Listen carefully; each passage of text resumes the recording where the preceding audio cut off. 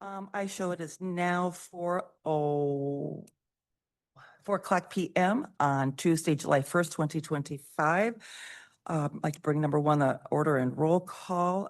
Alder Wolf is here, Jim Benash, Alder Benash, Here.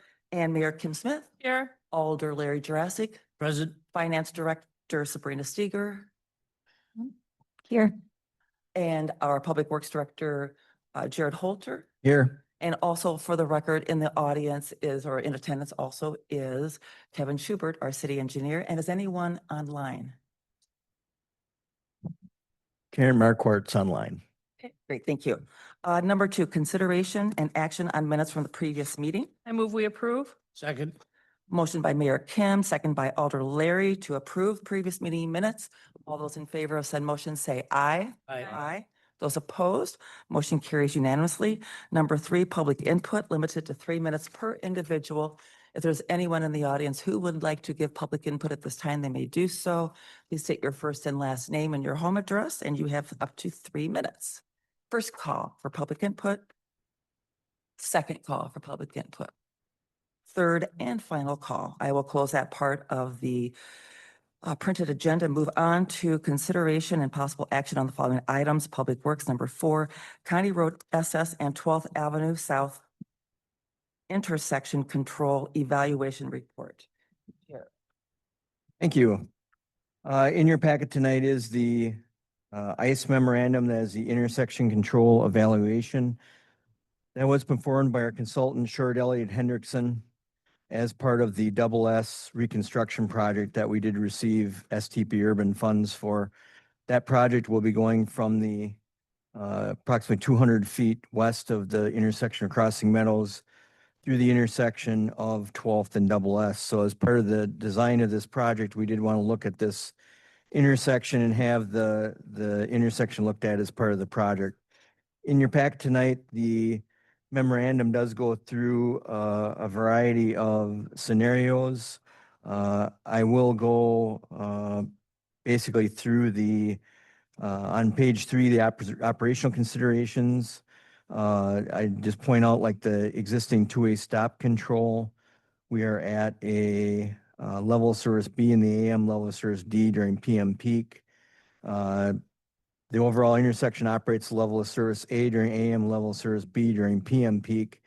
None of the queues exceed 125 feet during any one of these peak periods. One thing to keep in mind right now is you're seeing increased traffic in the area due to the Highway 16 project. So we used actually traffic intersection and traffic counts that we actually performed a year ago and 4 years ago. So we made sure we did not skew it with the any numbers increased from the 16 going on. Also in your packet tonight, there is, once you get over to page 9, there's a kind of a synopsis, the brainstorming guide, which is kind of a summary. And if you look, you can see that, you know, a variety of things were taken out just because they're more for highway purposes. But item number 4 is a roundabout, and in the explanation comments, a roundabout provides the best overall operations. But if you look back at the detail, it's not required. It still operates above the level of service for what is needed at the intersection. Signal warrants are not met, so a signal is definitely not should not be installed. They did look at all-way traffic stop control, so it'd be a 3-way stop in this intersection. I'll read these explanation comments. Although Wisconsin DOT warrant 1 is met, no volume warrants are met, and introduction of a stop sign on County Trunk Highway Double S would create additional delay for mainline approach. And then number 1 is the minor stop control that you see today under existing conditions. The southbound approach operates at level of service D in the PM, and this is generally considered acceptable in urban areas. So if you get out there with the stop sign that's there today, it generally works fairly well, except for PM peak. Obviously, if you go out there right now, you'd have a different opinion. I think I've even seen that in the last couple months here, but hopefully it'll go back to what we've seen in the past.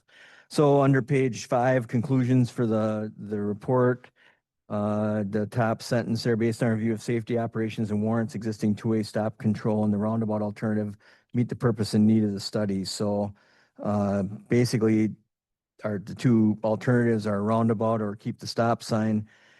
The roundabout, we estimate, would be in the area of $1 million to $1.5 million in cost. So the benefit in that area for the roundabout, if we're still seeing operations that are functional and meet the current criteria, even though in the PM you do have a delay, but I think staff's recommendation is we leave the stop sign as it is today. With that, the roundabout option, I do like the roundabout option. One of the other areas with the roundabout that it would offer is it would have some traffic calming. It would slow traffic down. I'm actually surprised we had I had a resident that lives along Double S in my office 2 weeks ago. Thought they were going to come to the meeting tonight to maybe voice some concerns, but we get a lot of resident concerns that live along that route about speed, the trucks that go through there, that they're going fast for how big they are.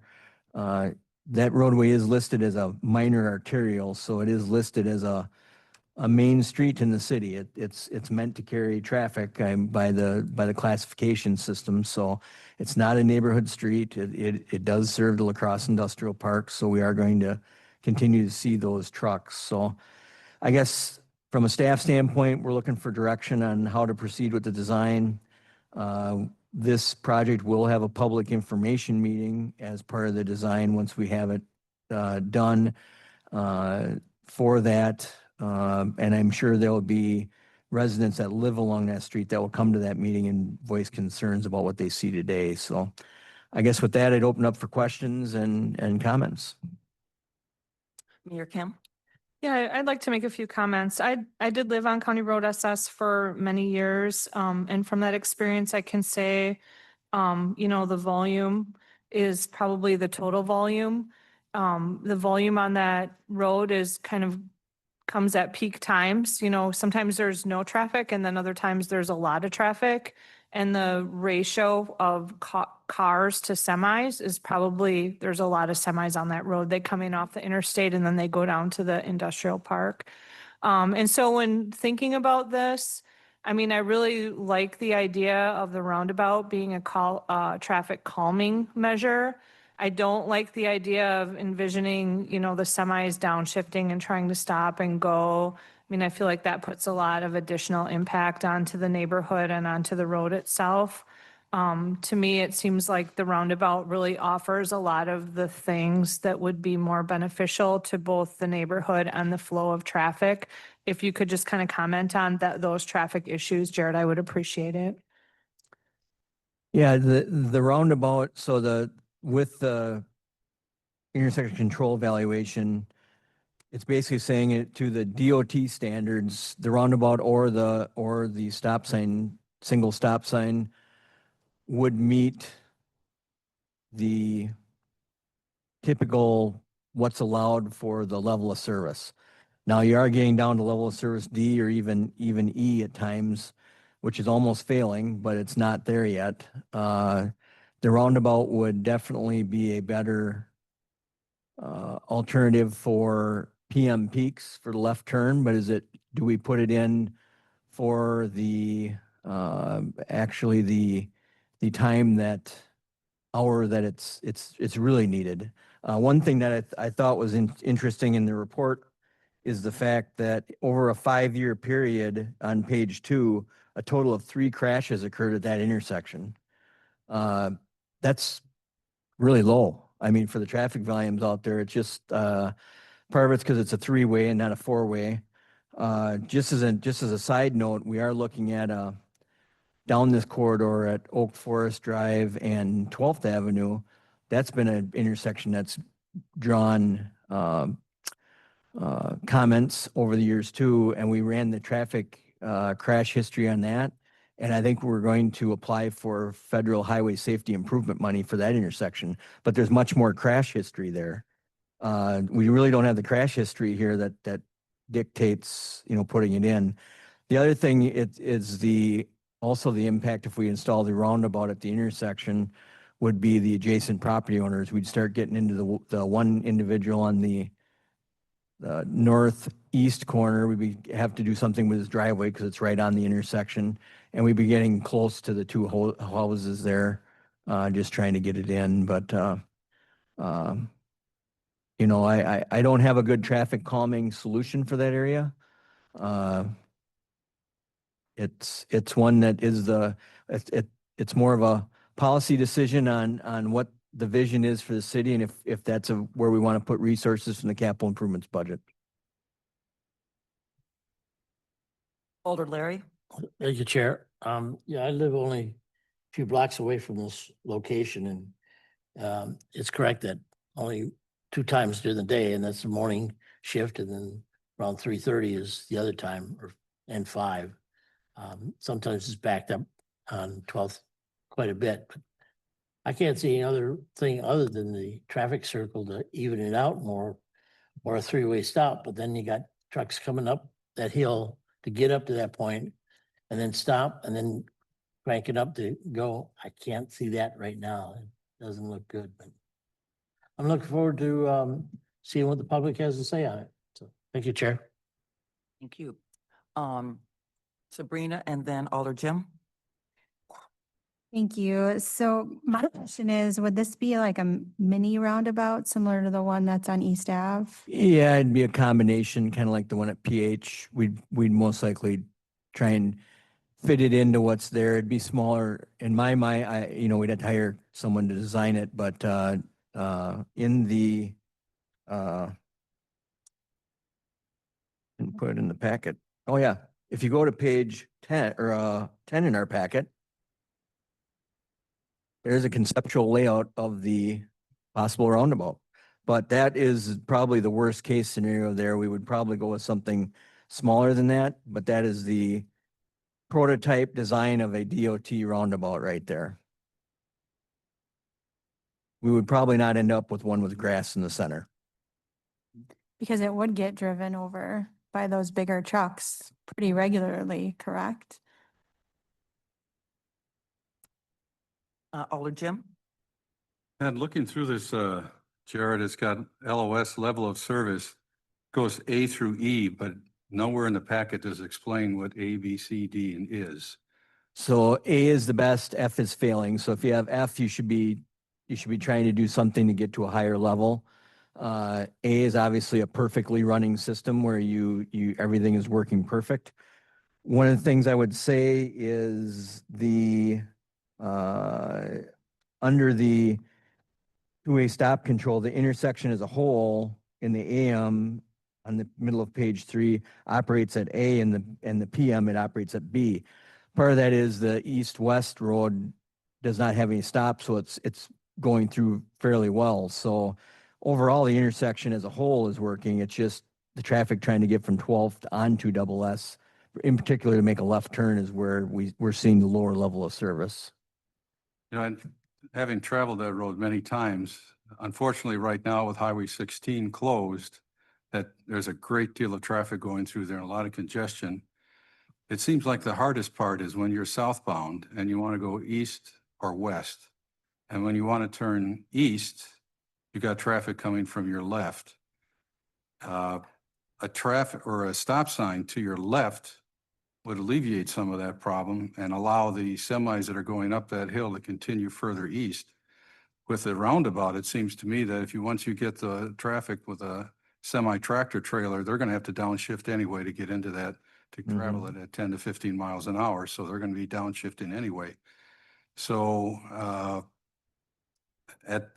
from my vantage point, it seems like a traffic sign facing east, or the traffic that would be going west, a traffic sign there, a stop sign there would alleviate some of that problems with people wanting to turn left.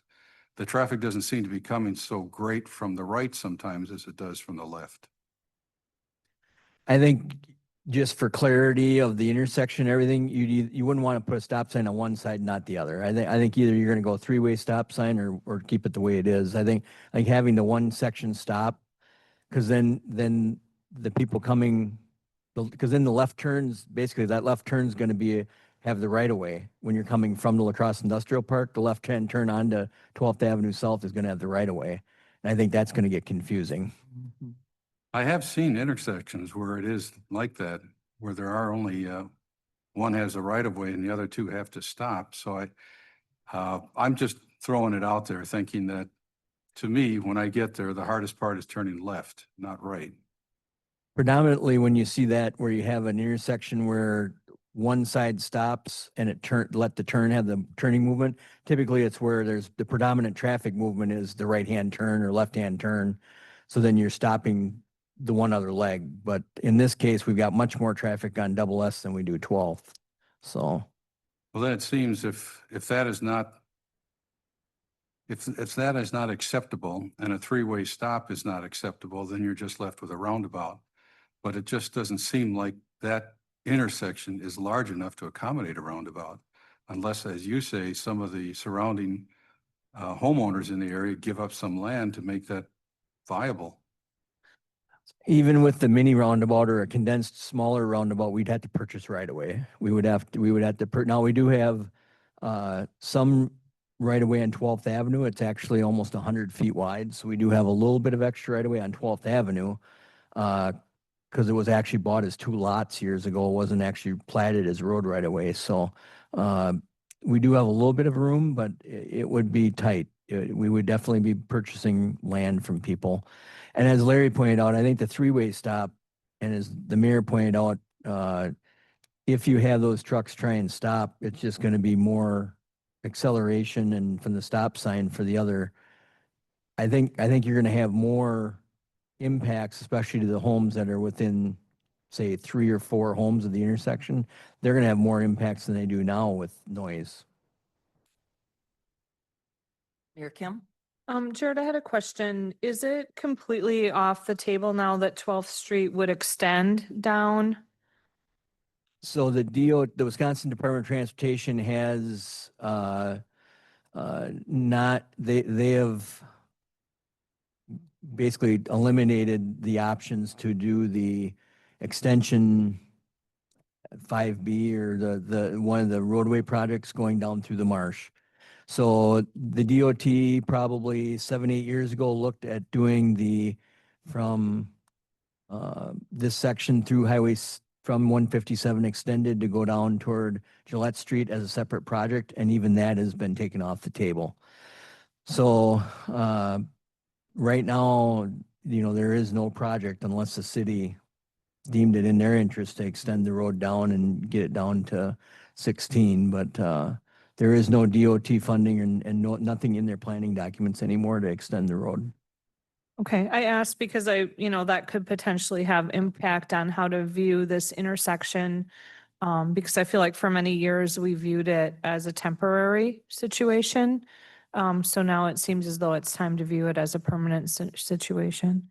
That's part of the reason we had the intersection control evaluation done as part of the design. We've been under, for many, many years, it was always thought that possibly the DOT would come in and do some sort of project and that would, we would work with them at that time. But it appears that this is, if we would like anything done, it'd be on a local level. But it would still qualify for funding through LAPC likely. STP urban funding would be the funding, and that's, well, that's what we're paying for part of the project with right now, to do the pavement portion of the project. But to try and, there's only 2 million every 2 years. For the state? 2 million in this surface transportation program, urban, for the La Crosse Metropolitan Planning Organization gets 2 to 3 million every 2 years to designate toward projects. For the whole state. No, just for our Oh, MPO, that's right. just for the metropolitan planning area around La Crosse. Oh, I just have a couple quick questions. I know when I've sat down with you and also with Chief Ashbeck, when years back and the East Avenue North was always talked about, and it ended up having 2 stop signs through traffic going north and south. And what were we going to do with all the people speeding? And that there was a talk. And did we eventually stripe that so the lanes were Mm-mm. We never did that, because I knew we talked about that. That was one measure that, because if you have the lanes and it's like an open speedway and people are going to go as fast, as they want, but if you narrow the lanes down and actually paint them, then they usually slow down. But I know that there's been people through the years, they wanted a four-way stop sign there, and I know the chief's always said that, the purpose of, the streets are to get people to get through town, get the traffic moving. I don't know how he would feel about stop signs all there. I mean, obviously that's not a major thoroughfare, but I mean, it's still pretty, But it gets us traffic. yeah, it's a minor arterial, so it is a minor, It's functionally classed about as high as we get with any kind of local street. In order to get to be a major arterial, you'd have to be on pretty much a state highway or something like that. And I think two other quick questions. Did you say that for a roundabout would be between 1 and 1.5 for this? Okay. And secondly, I think you might have mentioned have you done a traffic count for that intersection? That's what was used for the evaluation. Oh. We did 2 different times, actually. That's right. Okay. So I have it now. Alder Jim? Well, I'm just mentioning this, whether it's viable or not, but what if you ended the roadway there by where Spectrum Building is, and you turn left to go towards Festival, end the roadway there, and keep traffic moving over there by Camping World, and go around that whole way so that they can use the stoplights? Yeah. It solves the problem, but Yep. is it really an acceptable way to handle Yeah. the situation? That's funny you mentioned that, because me and Kevin had that same discussion about a week and a half ago when we got the report, if we should look at that. Part of it is we always try and keep the road network as viable as we can. You're right. I think a lot of individuals, I mean, I've been doing it recently more with the traffic congestion, is I just turn left and go down to the signal light at Crossing Meadows to make a left turn. We could definitely ask about that. That would probably, we'd have to take some traffic counts and do some operational analysis of what would happen at Crossing Meadows as far as the signal light there, because we don't want that to then push that traffic there and then have that fail. But, and we can definitely look at it.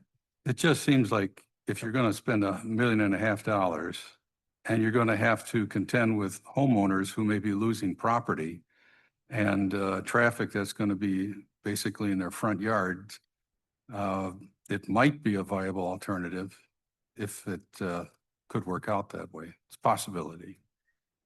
Alder Larry and then Mayor Kim. Thank you, Chair.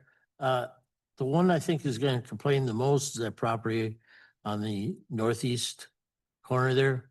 The driveway is going to be made into an S instead of straight down. I can see him being the most argumentative, unless we buy the whole property, but that'd be about it. Thank you. Mayor Kim? Yeah, I was just gonna comment about, with the rerouting. I think if traffic starts to back up on 12th, I mean, the turn is right there. If people see the traffic is backed up, they can easily just turn and go around to the light. I mean, that's what I've done that before. I mean, these traffic things are kind of self-resolving. People will take an alternate route if we stick with the stop sign and they see that happening. So I guess you need a motion tonight. Is that what you need, or just a verbal direction?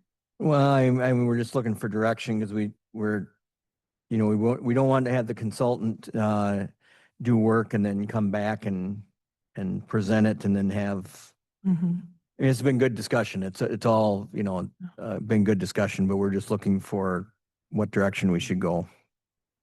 And on your cover sheet and your staff review summary, that is the one thing, you have possible, staff is requesting direction on a choice of intersection control. Do the 2 engineers on our staff have a preference? I've been talking the whole time. I haven't got anything to say. I mean, Mr. Kevin Schubert, welcome. Thank you. So no, I guess when we got this, I guess I'll say maybe I asked Jared to bring this forward, right? In my time here, right, we have always got calls from residents on Double S about the traffic, right? We currently have an SDP urban project for Double S that's going to repave it from basically Crossing Meadows through 12th Avenue South. Right, as part of that project, we had what we're bringing forward today, the ICE evaluation about the intersection, right? So everything in the report basically says its current function and operation, how it looks today is fine from an engineering standpoint, right? It meets all the criteria for anything you would need, right? But just sort of knowing some of the things that we have gotten calls and some of the residents, we just want to bring this forward. Basically, we're either going to keep it as it currently stands today, move forward with that SDP urban project to repave Double S between Crossing Meadows and 12th South, which we're currently under design. Or if we want to look at adding potentially, as the report says, maybe the roundabout option provides the best level of service, right, for it. That's really the sort of the difference in direction here, right? Both as it currently sits today or potentially a future roundabout meet all their criteria for everything we're doing here on an engineering basis, right? It's just more of letting the council know, hey, this came back as it's currently designed and its current configuration works. There's nothing wrong with it, right? So that's why Jared mentioned more of a policy decision, right? We're going to get potentially one shot at this when we redo Double S in a couple of years as part of that SDP urban project. If we wanted to add on, I'll say the roundabout, right, there is a significant cost, right, to that to provide some additional improvements to the intersection, but the intersection as it currently stands, and if we reconstruct in its current phase, meets all the warrants, meets everything in the DOT for their program and guidelines. There's nothing actually wrong with leaving it in its current configuration. Right? We just thought we'd bring this forward with some of the history we have out there. Everybody here has gotten a call or spoken with somebody on there just to let everybody know, hey, these are the two options, right? Both are good, viable engineering options for it. So it's just more of just seeing what council and this board, if there's a direction they would like us to pursue with either or at this time. And if I may ask, when is the anticipated work to be, when is it scheduled to be done? At least as of today, I know it changes often. We bid it in 28. Yeah, we, due to the state funding that goes along with this, it's actually going through the state design process. So it gets bid as a state DOT project. So I think our PS&E is in the fall of 28 and it gets bid in 29. So it takes, with all the environmental work that's gotta be done, it takes time to get it all turned around and if we would go forward with something that needs right-of-way work, that adds a year to it typically. But Any other questions? Anyone has me? I guess with that being said, if just saying if it's not broke, don't fix it, the professionals are professionals for a reason, and I guess I would defer to that. You're talking about the ones in the room. The ones at the DOT as well as the ones sitting over there, those two engineers that we have on our payroll, Confirm. all of the professionals. Well, Chair will entertain a motion. I make a motion that at present, let's keep it as status quo. And when the next time the state looks at SS to reevaluate the traffic flow from 12th Avenue South to SS. So a motion by Alder Jim. Is there a second? I'll second it. A motion by Alder Jim, second by Alder Larry.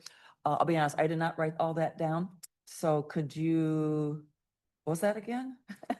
I got the first half, but then you lost.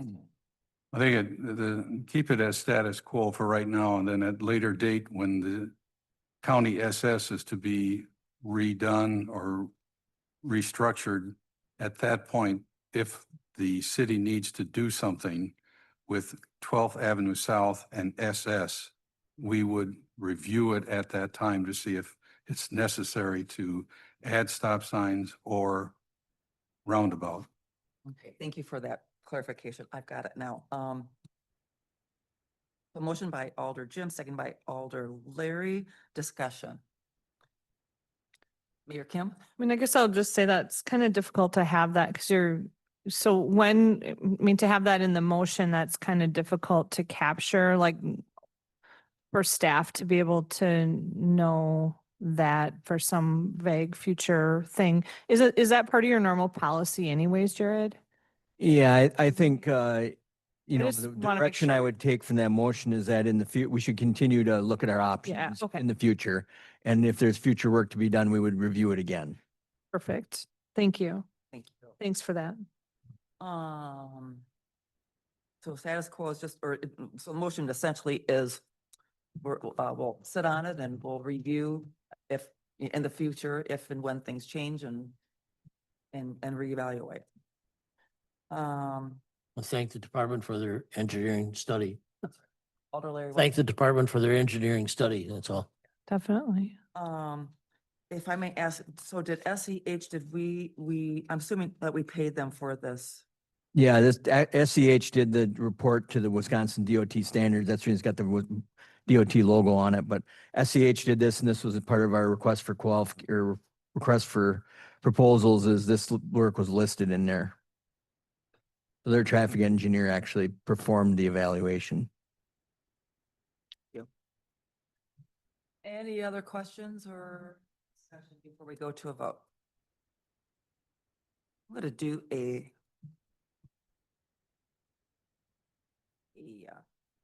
what is it called? Roll call? Thank you. Roll call. Roll call vote. So motion is to more or less maintain the status quo, wait and see attitude and look at it in the future. Looking for my things here. Oh, there we go. So Mayor Kim Aye. and Alder Benash, Aye. Alder Jurassic, Aye. and Jared Holter, Yes. and Sabrina Steger, Aye. and Alder Wolf is an aye. So motion passes unanimously. Thank you. Thank you for the very good discussion. Item 5, professional engineering services for MS4 stormwater permit, stormwater quality program. Jared? In your packet tonight, I have had include a proposal from Strand Associates on page 12 and 13. Outlines a variety of work that must be performed for our stormwater permit. We have had Strand doing this work for a number of years. With our staffing levels, we can't get out and do this work. It is required. Variety of these things are inspections of BMPs, our stormwater ponding areas, testing of them for illicit discharges, things like that. We've had Strand, it's been good work over the years, meets our responsibilities. We do budget this in our contractual services account in the stormwater budget, and staff is recommending we move forward with the work for $38,000 as outlined. Thank you. Mayor Kim? Jared, I do have a question, or maybe it's for Sabrina. Is this something that we need to go out for bid on or get proposals? Or what are our requirements when getting the pricing and choosing a provider for this? So I can let Sabrina talk too, but part of this, they've done all this work for us. So we could technically hire another firm to do this work, but then I think their quality of work that they've done with us in the past, because there's not I could do it cheaper. I could find a cheaper firm to do it, but with the report that they give us with the pictures, the outline, any work that we need to be done, it's very detailed, very thorough. So it's really difficult to try to get that same level of effort and try and get that described in an RFP. So part of the reason we're doing it is because we don't have the staff. So if I got a staff out there with them when they do it, then I'm defeating the purpose of doing it. So, but I'll refer to Sabrina. Yeah, I think this kind of falls into some other kind of processes that we have done on a yearly basis that, again, this organization we've worked with quite some time. So we typically don't go out for RFP. Same with our bonding. Like we've worked with Bayard for so long and they hold so many of our they've helped us for so long with that process that we typically just don't go out for RFP because it's so specialized to the city of Onalaska. So typically we don't, but Yeah, it's just like a routine contractual provider. I'm correct. just And it's something, asking what the yeah, it's policy something is. we budget for every year. Jared includes in his budget. And then obviously when we go forward with bonding, we bring that forward of, we're going to work with this organization and so forth. A quick question, Sabrina. So we, at least your time here, which is, by the way, 4 years today. Congratulations. Yes. Yay, So Sabrina. So we've never gone, at least during your time, we've never gone out for an RFP for Baird. Correct. We haven't since I've been here. Pardon? We have not since I have been here. Okay. It's not typical, Okay, I think I'm just from an thinking- organization. Okay, Yeah. and that's why I thought it was easier to ask now. So then I could refer the minutes later. Larry, Alder, Larry? Yeah, you mentioned in your statement that you could find somebody cheaper. Are you talking what, $5,000 difference? And then they'd have to start from the beginning? And I can't see any company doing anything like this for too much less than that. Yeah, I mean, it's all in, I mean, if you're doing the 50 outfall inspections and you go over there, I could probably in a matter of half a day, run around town and take a picture of 50 outfalls and get back in my car and go away. They take a whole week. So, I mean, it's one that we're not just, it's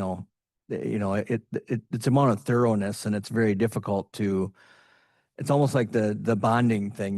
We could, the level of detail sometimes and the factor that you've got into it. So we definitely go out for, as you know, for engineering services, we go out and do RFPs and things for projects, but this is like kind of a specialized work that it's just very, very difficult to put into words. Now, one thing I will say is, I think through the budget process, we are looking at trying to add another engineer. And this is one of the things you'll see in my budget proposal. This is one of the things I want to scale back the consultant work to then pull it back in-house. But without having another body there, we just don't have any, we just can't do it. Well, for one, I appreciate that you, I've never had an issue with department heads asking for additional help when, that you're frank about it, you're honest about it, and it's like, that's what we have to do. And I understand what Alder Larry's talking about, but I'm guessing, and not to put any words in Jared's mouth, but, I just look at, when we look at all the people who do turn in proposals for any type of work, whether it's striping or just anything, there's a reason why certain ones keep rising to the top, because, and then when you've had so many years of the service and continued good service, and it's the trust, being able to rely on people. So, but I certainly understand your point, but And they have the data from before. Mhm. They have it right there in Correct. front of them instead of Yeah. creating it. So I'll make a motion. Joe. Okay, I'll go ahead and, I didn't mean to start the discussion without having a motion on the floor, and I do support this, and I didn't mean to cause any question about it. I just simply wanted to clarify what I just was asking about the process was all. So I'll go ahead and make a motion that we approve engaging Strand for the professional engineering services for the stormwater permit, stormwater quality program for an estimated $38,000. Second.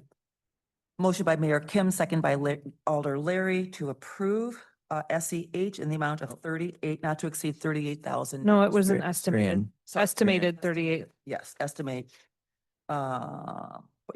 Estimated fee of 38,000. So motion and second. Quick question, Jared. So when we say estimated, if they come in with 60,000, is that going to be a problem, or they're going to let you know in advance? Yeah, we get the monthly billing, but they part of the reason we don't want to pay them a lump sum is because a lot of times they'll come in cheaper. This is actually in the city's best interest to have the hourly, so we can get them. Last year, they actually came in with, usually they bring 2 people for the week. Last year, they brought an intern, so we actually won out last year. We got a little cheaper than what we thought. So those are the things they are trying to work with us on. Alder Jim. Just a couple of quick questions, Jared, just so we can explain what it is that they're doing.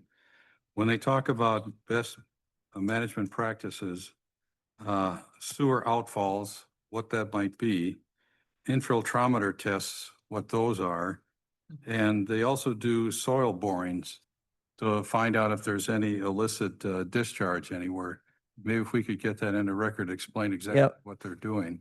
So I'll start at the top. The infiltrometer testing, we're required to see what the infiltration rate is at certain stormwater facilities or ponding areas. So that is what they're doing there. For instance, at the Menards Pond, we actually infiltrate too fast.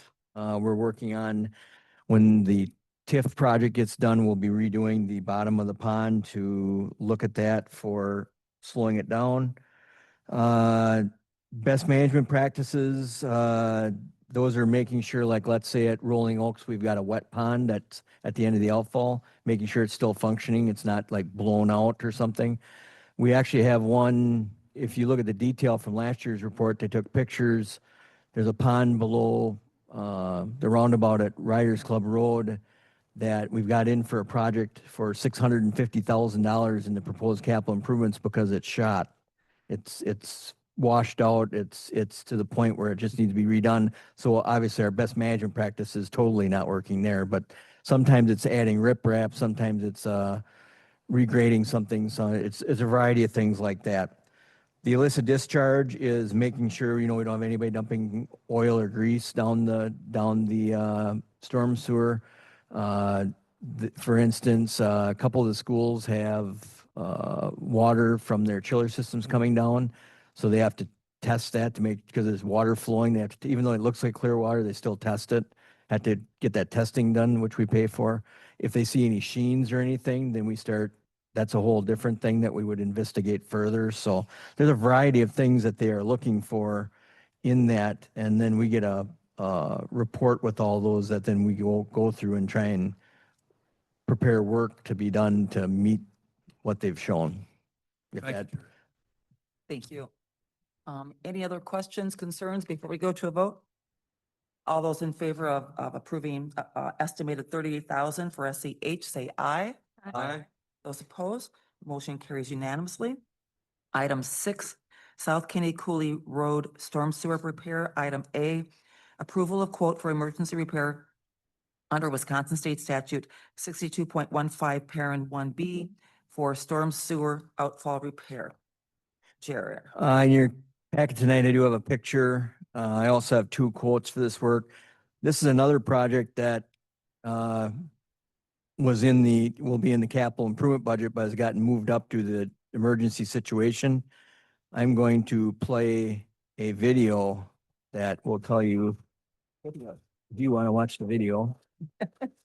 That would be considered an outfall? Outflow? Well, that's the pipe. That's not, well, the outfall is gone. So the outfall is actually, when this pans over, the outfall is out in the right there. You can see it right at the end, kind of in the woods there. We're missing about 200 foot of pipe. So, and this is, Catastrophic. yeah, we don't want it to go any further, so we're trying to get it, once again, we got a variety of and this is just, when we come in with projects on the capital improvement list, we typically try and have a substantial reason why we're trying to fix something. This is one of them that was going to be on next year's list, because we actually have been putting this one off. We've had this area on the list for about 10 years. And we actually had a resident call this spring that was morel mushroom hunting on the slope and called us. We went out and we lost 2 sections of the pipe, 2 20-foot sections of the pipe since last time it was looked at.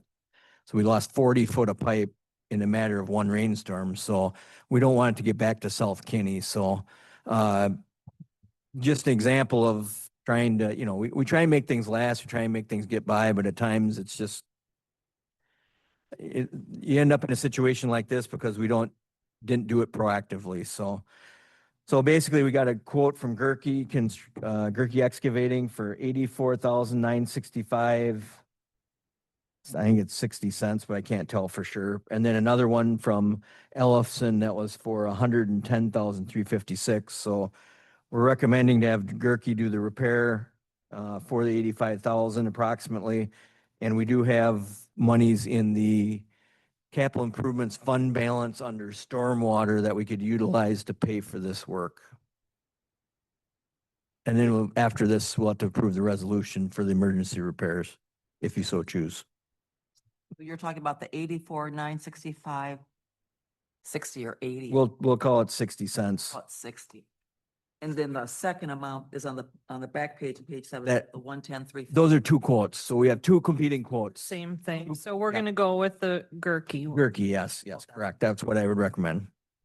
Okay.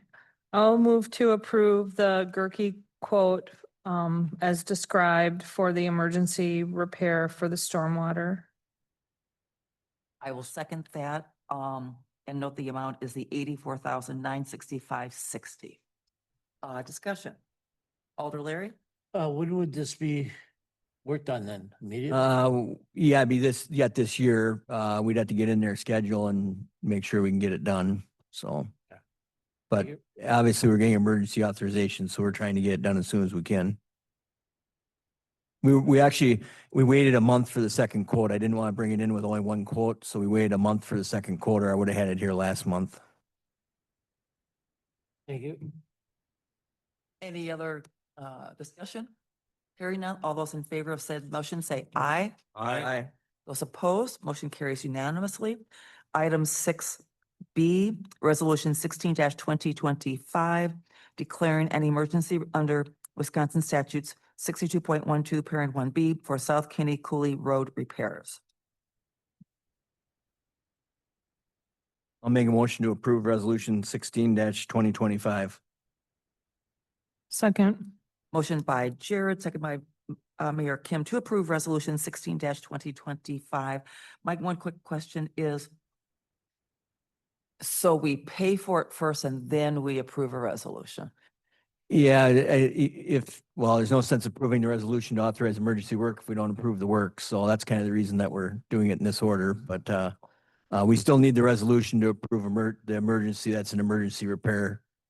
So, And if we don't declare it an emergency repair, I mean, obviously there's a reason why we're, because I don't remember us ever doing one of these, so that's why that's why Yeah. I'm struggling. and we have the one I can think of. I don't think we did the resolution for it. We did some research with our legal counsel and stuff, but the one we did, was that 3 years ago when St. Joe's did the one down here? We did about $50,000 of repairs on the outfall by John Street.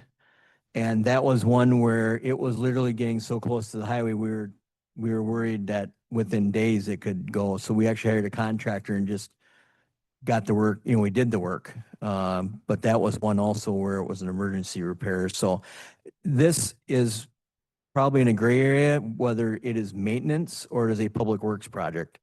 We can, if it's a public works project, we got to follow state bidding laws. If it's a maintenance work, we can do it and not have to.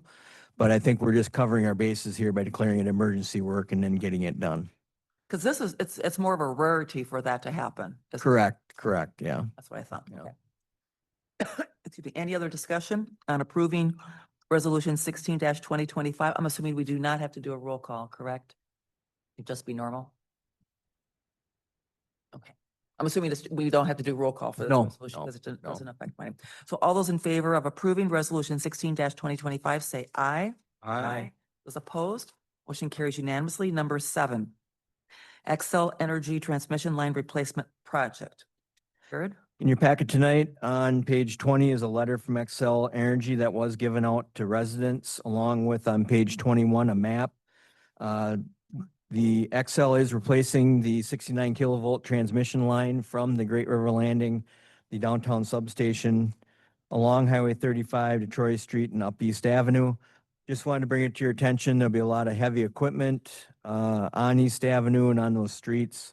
Just, those poles are 80 foot in the air, I think. So it's going to be a operation for them to bore the hole in the ground, put the conduit in the ground, get the pole set and everything. It's going to be multiple trips and everything.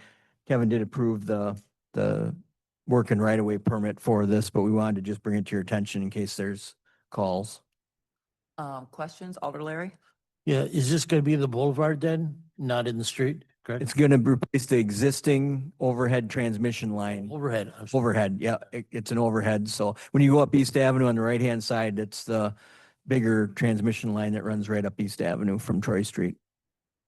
So do any of the residents get noticed at all, either, from Excel or? Yeah, Excel has sent out, actually Kevin put that in the permit too, but, Okay. which we would always do anyway, but they did send out this letter, and this is actually our landowner letter that we received, the one that's in your packet tonight. So this is what, because we own land, Great River Landing, so we received this as part of their package of letters.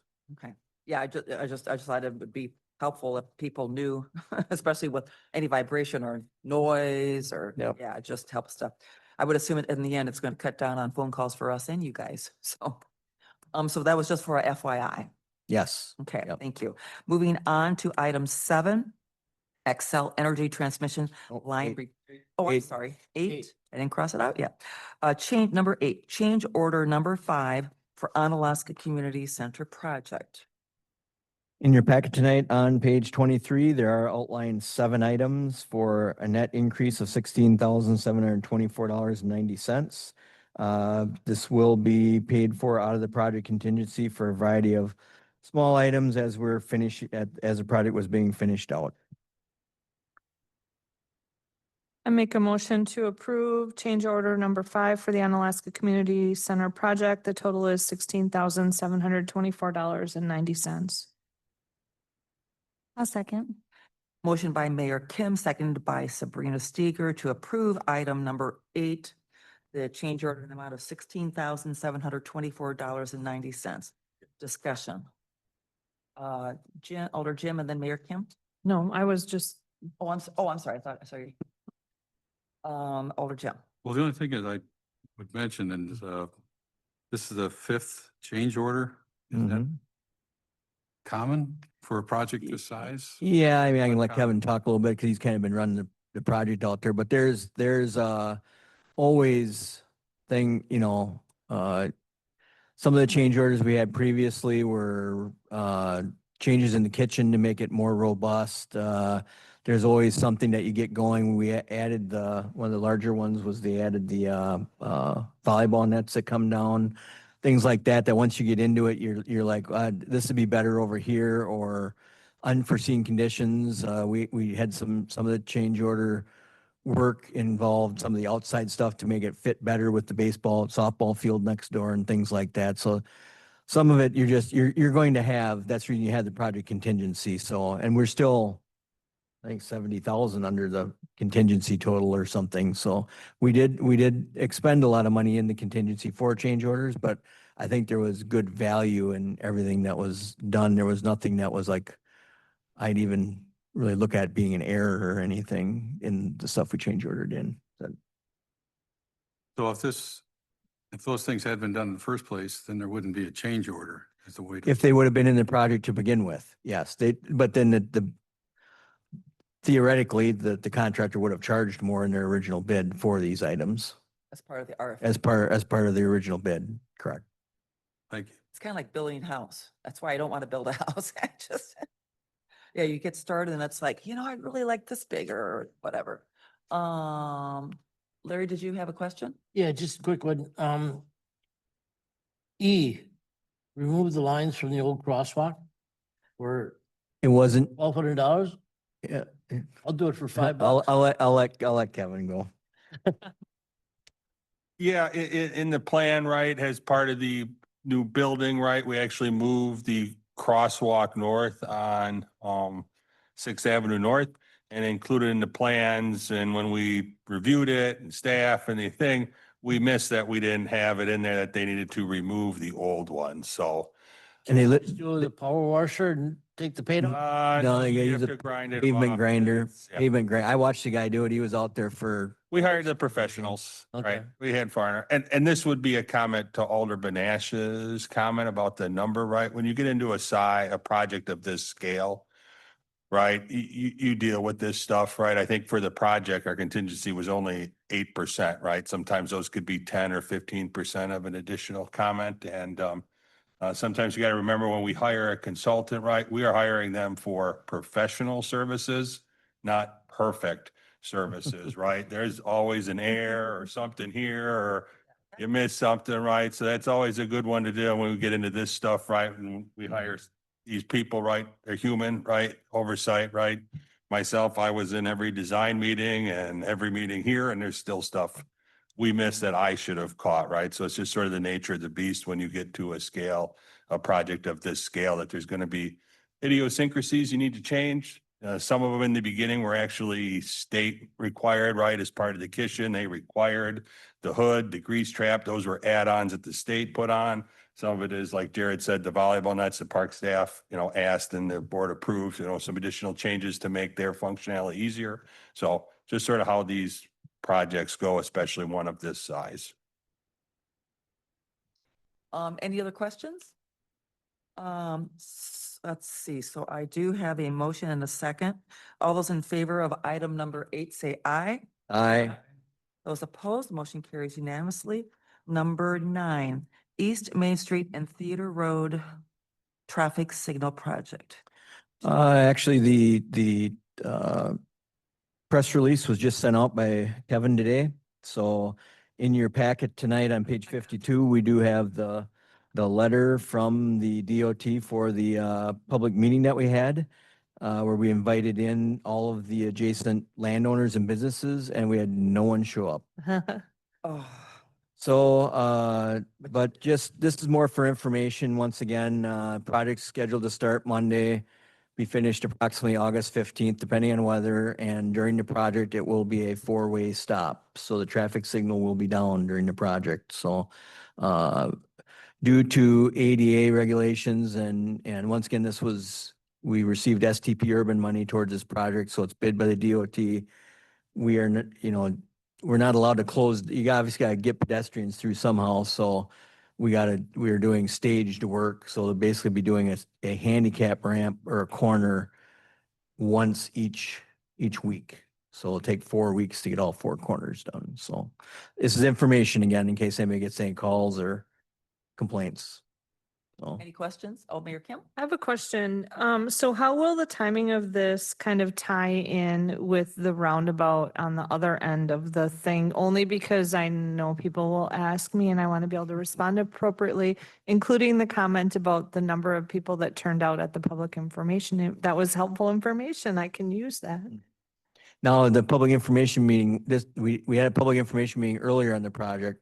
This was the landowner meeting. Oh, So okay. this was only distributed to the adjacent Okay, landowners around the project. So okay. it was not, but I remember when we had the public information meeting, there were not a lot of individuals that attended either. It might have been 3. So, but Kevin, I think the roundabout is slated to be done approximately the end of the month, give or take. No pressure, no pressure. Get the press. Thanks, Where's the yeah, press? Jared. So as they are both currently scheduled, Yeah. they will both be completed approximately the same time, plus or minus the second week of August. As Jared just stated, my guess would be the roundabout will be completed and the improvements up Theater Road like to I-90. That will be completed most likely by the end of the month or the first week of August. We are a little bit ahead of schedule on that one. And then this project here would follow suit potentially by the second week of August. So both will be done in August, easily before school starts and all that. So, and the school district is aware of this. We reached out to them for the upcoming project. So. Okay, I'll just hope I don't have to go back on WISM anytime till after that. So any questions about item number 9? Hearing none, I'll move on to item 10, pay estimates, Strand Associates, Inc., MSA Professional Services, Inc., Short Elliott Hendrickson, Inc., I&S Group, Inc., Wisconsin Department of Transportation, Markin and Johnson, Inc., Fowler and Hammer, Inc., McCabe Construction, Inc., Krybich Holding LLC, and any other contractor / developer. There was a 15-item handout in the packet, but when we Yeah. arrived today, there is a new one. Yeah, I've got a couple of additions I can go through. I did hand out Just a second, Eight. I'm almost done, hold on. Oh. And I show, this one also was dated July 1st, 2025, and there are now 17. Yep. Jared, Thank you. So in your handout tonight, which replaces the one in the packet, under number one, did transpose two numbers, so that should be $4,210.66, not 4,201. Under number 13, we did get another professional invoice from MSA. But we increased that estimate to $17,442.16, was approximately $350 increase. And the number 16 and number 17 were additions from the one in the packet. All these projects are proceeding, and staff is recommending approval of all 17 estimates attached. Make a motion, we approve the 17 pay estimates dated July 1st with the changes that Jared described that we received this evening. A second. Motion by Mayor Kim, second by Alder Larry to approve the 17 pay estimates with our new handout today. Any discussion? Hearing none, all those in favor of said motion say aye. Aye. Those opposed, motion carries unanimously. Utilities. I do utilities also, right? Yep. Okay. Thank you. Number 11, public fire protection charge conversion. Won't this be fun? Sabrina. Thank you. So in your packets is a proposal from Ellers. We talked about this at the budget meeting. We did move forward with the recommendation from the council. So in your packet is a proposal. I did speak with Ellers. They are looking forward to working with us. I just wanted to bring it forward to the council so you would understand the process, see the couple of phases. We will provide some information to Ellers. They will then come back and be able to give us how it's going to affect everyone. Jared and I made rough calculations, but we'll have actual calculations from Ellers. Again, this will affect the water bills. It is related to fire service in relation to the water hydrants and so forth. It's not related to operating costs for the fire department. So it is all related to the water system. The cost is going to be $3,500. We were able to find that within our current means of our budget, so this won't require any type of budget adjustment. But yes, I'm just bringing it forward so you can see the proposal. Since it was a lower dollar cost, the administrator did give me the ability to move forward with this, but just wanted you to have the proposal in front of you so you could see the process. And then we'll bring forward any results in the coming months. Thank you, Sabrina. Do we have an idea? So this is just for information only. Do we have a targeted date when we think we will get the results? We do not, they didn't come forward with an exact date, but I did mention to them that we wanted to implement it for January 1 of 2026. Thank you. Any questions? Seeing none, thank you very much. And number 12 is adjournment. Make a motion to adjourn. Second. Motion by Jared, second by Sabrina to adjourn at 5:03 PM. All those in favor of said motion say aye. Aye. Those opposed, motion carries unanimously. Thank you, everyone, for coming in today.